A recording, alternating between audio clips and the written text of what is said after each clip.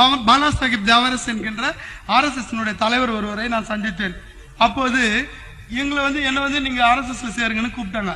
அவங்க தான் கூட்டி போனாங்க எங்க சேத்பேட் ஆபீஸ்ல.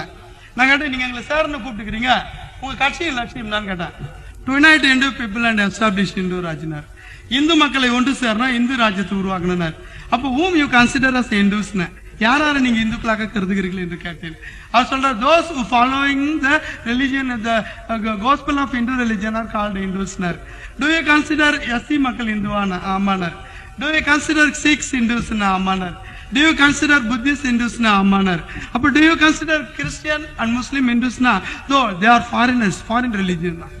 அப்ப நான் கேட்டேன், I accept your policy, aim, but if you are considering SC people as Hindus, why you are not allowing SC people to enter into Hindu temple?